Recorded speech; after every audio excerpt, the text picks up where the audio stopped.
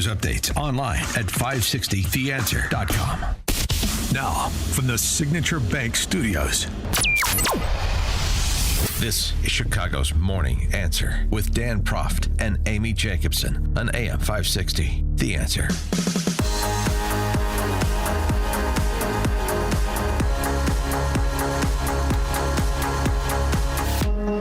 Top of the morning, thought I'd do my Dan Proft impersonation as he's out. Probably golfing, Amy.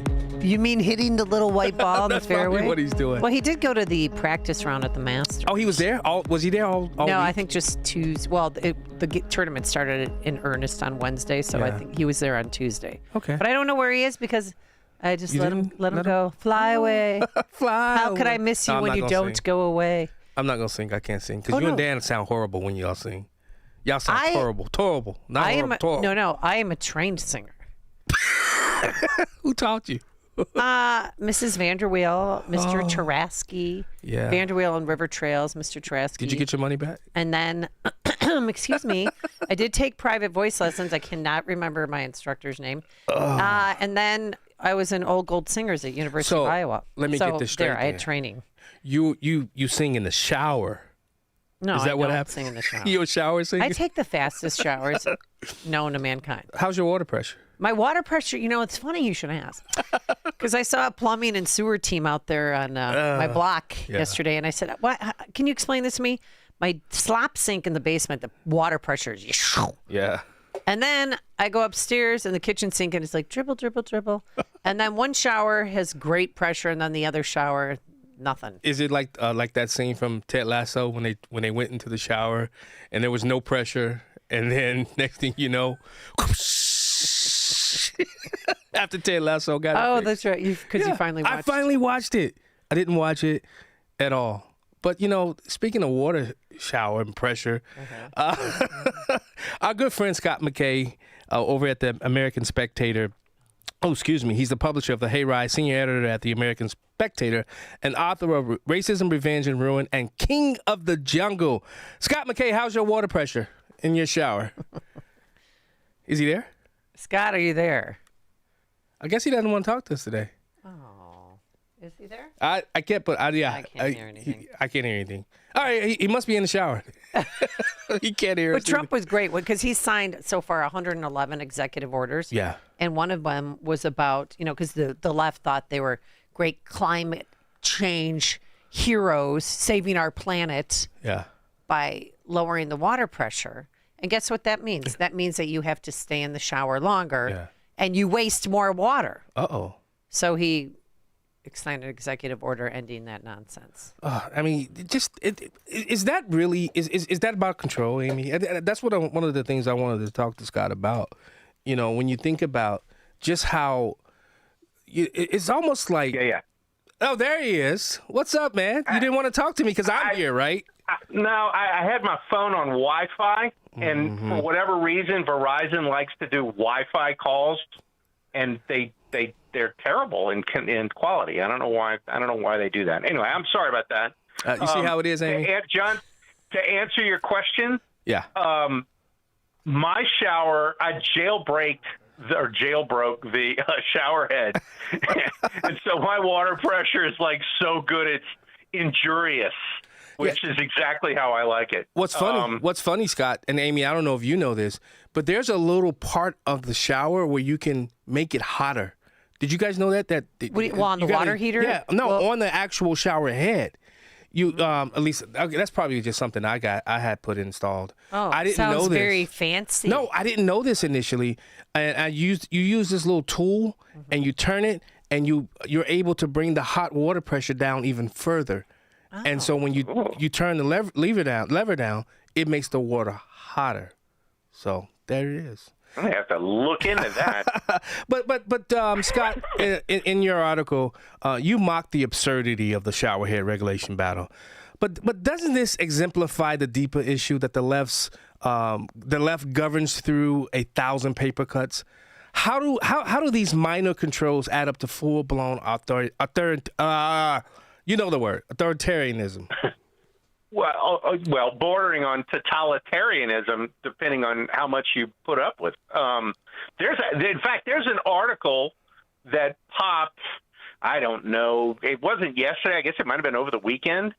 And I saw it again referred to by the Mother Jones people on X about how, your dog is terrible for the climate because, like pesticides that you use to keep your dog's fleas off. If he goes and takes a dip in a stream, those will be released into the water and will destroy the ecosystem. The fact that dogs eat meat means that that they're bad for carbon emissions. I mean, this is how much they hate you. They want to take your dog away.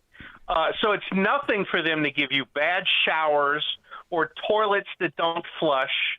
There's a YouTube, and it's probably 10 or 15 years old now, probably closer to 15. And it was like Rand Paul, when he first got to the Senate, had some EPA bureaucrat at a Senate hearing, and he lit this poor guy up over the fact that the dishwasher doesn't actually wash dishes, and the toilets you have to flush 3 times to get them to fully do the job, and who's responsible for this? And the bureaucrat had absolutely no answer other than, well, we're trying to help the environment out. And I mean, Paul took this guy absolutely to task, and I don't know why that video wasn't a lot more famous, because it was the perfect example of, the normie complaint against left-wing bureaucracy that will not leave you alone for simple things that,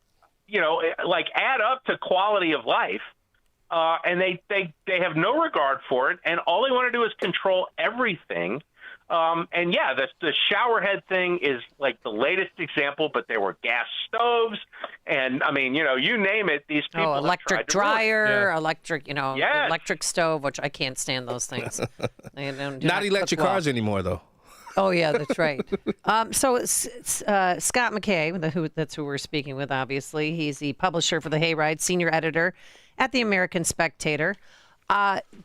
President Trump yesterday, we're getting mixed messages from the White House, because he came out on Friday and said there would be tariff exemptions from items coming from China, like computers, smartphones, semiconductors, other devices, but he'd still keep the 20% fentanyl tariff on China. And then other members from his cabinet came forward and said, no, that's not happening. And Trump had to clarify that yesterday, but this is what he said. I'm a very flexible person. I don't change my mind, but I'm flexible. And you have to be. We lost with China over the Biden years trillions of dollars on trade. Trillions of dollars. And he let them fleece us. And we can't do that anymore. So is he changing his mind, but he doesn't want to define it as such? If I had to guess, and sometimes it's dangerous to guess when you're talking about Trump in midstream.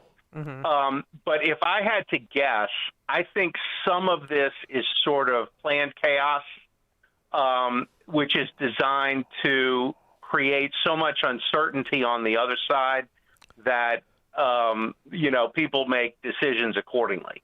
And so if you whipsaw the manufacturers of these products back and forth enough, they finally say, we probably ought to just move the supply chain someplace where we can get consistent and predictable policy. What I can say is this, because it's very obvious, all of this trade stuff, it's all China, right? This is all based on trying to yank as much of our supply chain out of China as we can. And my guess is that these mixed messages are, aimed at destroying what confidence manufacturers in China have that they can actually export to the United States. And part of this I would look at, for example, there were these talks with Vietnam, right? And the Vietnamese had offered a 0-for-0 tariff deal. And we turned it down because Vietnam is the relabeler of choice for Chinese manufacturers who want to have their products at least publicly sourced someplace other than China. They ship it to Vietnam, and it's relabeled in Vietnam and then shipped to the United States. And we wanted the Vietnamese to put a stop to that. Well, of course, they can't do that because it's a massive chunk of their economy that would go away if we did it. And so the 0 for 0 tariff deal was really kind of a fake, attempt at fair trade. And now the Vietnamese and the Chinese are conducting their own trade agreement, which, is actually fine because they've been the same market for a long time, at least in terms of exports. And so, I think the response to some of the mendacity that you see across the globe with respect to this stuff is mixed messages on this that kind of re-leverages the playing field. And meanwhile, I think they announced there's 130 countries now negotiating separate or bilateral trade deals with the U.S.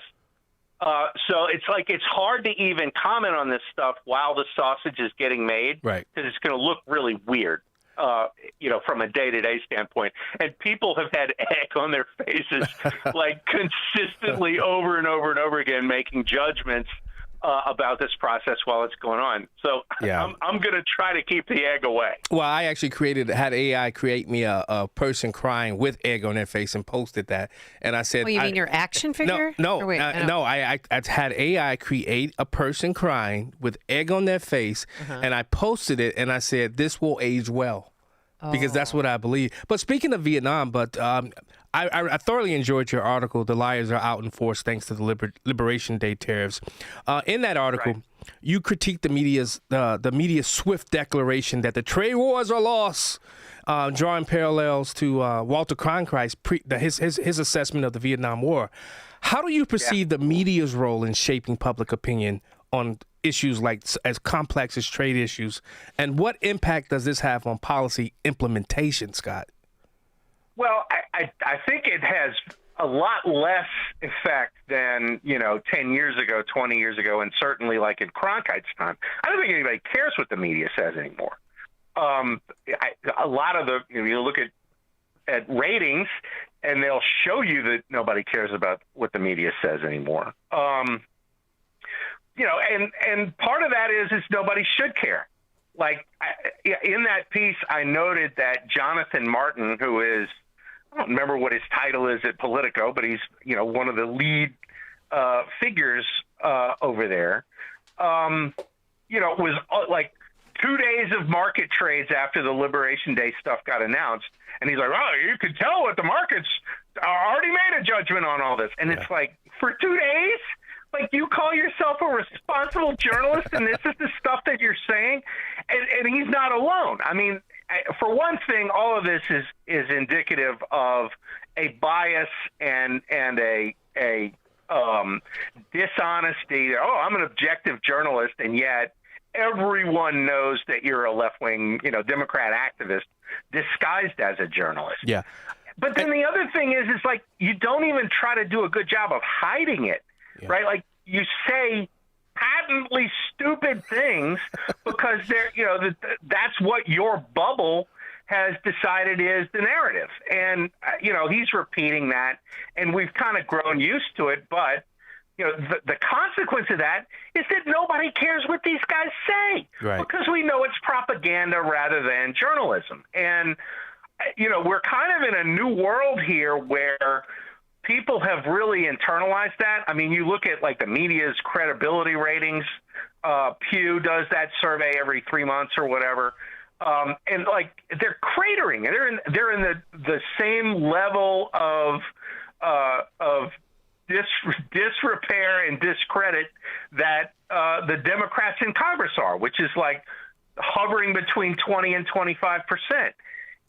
And that's just not enough to move the public when you've decided, okay, well, we're going to create a scandal, for example, like Signalgate, right? I mean, 10, 15 years ago, that would have wiped out half of Trump's cabinet. Yep. That's true. And now it did no effect at all because most of the public was like, wait, what did Pete Hegseth do again? Yep. And they couldn't even answer that. Well, he's got to go. And it's like, for what? Yeah. And they didn't even have an answer for that, but they thought they could bum rush Hegseth out of office. Yeah. Didn't work. I just, holding up a sign that says scandal and everybody's going to jump too. Yeah. And the public was like, nah, I don't think so. So I think this is over is the short answer to your question. I don't think these guys can affect much of anything. Yeah. And I think, the laughing is louder than the microphone is now. Yeah, and Scott, I don't mean to cut you off. We don't have that much time left. Yeah, but in trumping China, and I don't think people are looking at the national security aspect. And I haven't seen this talked about much. And when you think about fentanyl, you connect China's trade surplus with U.S. military funding.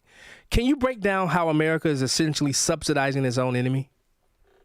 Well, I mean, $300 billion a year is what our trade deficit is with China.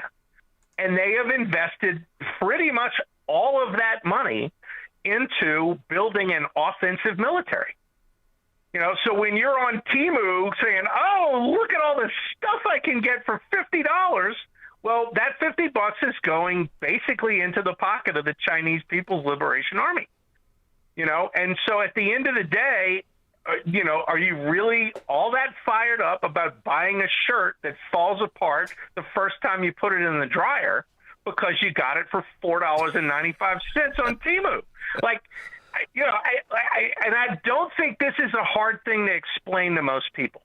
Right? Because it's not like you're getting the best quality goods when you buy them, off of these Chinese apps that, also steal all your information. Hey, right? Hey, Amy, Scott, did you guys see the guy who on Instagram, he made a video, he bought a refrigerator off Temu? No. It's like this really small, God. And he pushes the ice button, this one little ice cube pops up. No, that's what's happening with Temu. Well, guess what's happening today in Chicago? Biden's coming back. Oh, I heard that. Are you ready? He's going to speak at the National Conference of Advocates, Counselors, and Representatives for the Disabled in Chicago. And he's going to be talking, though, about Social Security. Oh, boy. Which is going to be interesting. Wait, but it's his first public speech since leaving office. You roll for that, Scott. And that's going to be at 4:45, allegedly, Chicago time. So. Oh, he's not asleep? Okay, well, it won't be at 4:45. It'll be at some point after. Right, I know. What politician is on time? That could be a topic in itself. Yeah, and I mean, I guess we're gonna. I don't really know what the definition of disabled is with that organization. Don't go there. We'll say that they've. Let me help you, Scott. Let me help you. We're ending this segment. Let me help you. We got to leave it there, Scott. Yes, thank you He's for joining us. He's the publisher of the Hayride, senior editor of the American Spectator, author of Racism, Revision, Ruin, and King of the Jungle. Thanks so much for joining us today, Scott. Take care, y'all. There's only one radio show in Chicago talking about today's biggest stories and telling you what they really mean. That show is this one, Chicago's Morning Answer on AM 560, The Answer. Signature Bank is Chicago's fastest growing independently owned business bank. It's a bank where relationships still matter. Signature Bank knows your name and your story.